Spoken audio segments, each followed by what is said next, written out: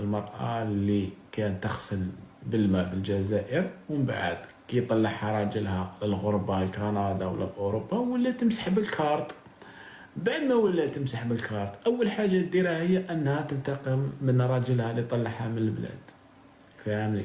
تدي من عنده طفل ومن بعد تنتقم منه شر انتقام، ومن بعد تولي تجيب له الدولة، ومن بعد تولي طيش له قشو برا، ومن بعد تولي تبعثو يبات في السيارة ناقص 30 تحت الصفر، تحت الثلوج، تحت العواصف، اللي يبات برا ويولي مسكين متشرد. فاهمني؟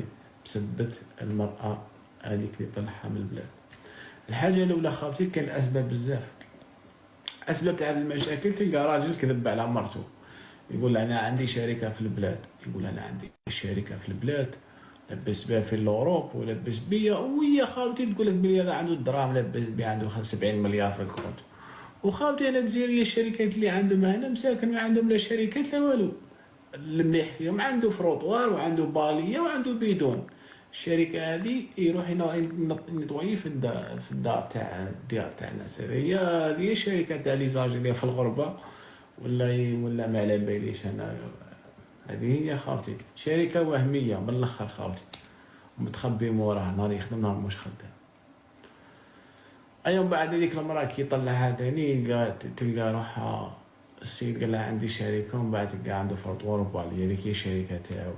يقول لها عندي فيلا بلا بيسين، وعنده شومبرا على 4 على 4، عندي طوموبيل، ما عندوش طوموبيل سيدي يروح في الترا. السيد يقول لها أنا عايش بيا، كي نجي للدار تلقى عنده غير البطاطا وعنده غير الطون وعنده غير البيض. السيد ياكل بيض بالطون ويعيش بالبيض بالطون وعايش بالخلايا ويهف عليهم في البلاد. فاهمني؟ سما يصير تصادم هذاك، تحس باللي المرأة هذه كذب عليها، عايشة في الأوهام، تولي تنتقم منه ويوقعوا المشاكل من بعدها. وكاينين ثاني بعض الاصناف تاع الغربه عايشين هنايا، تلقى في عمره 50 سنه يجيب لي واحده في عمرها 18 سنه من البلاد. انت حبيبنا مريض، انت انسان مريض نفسي،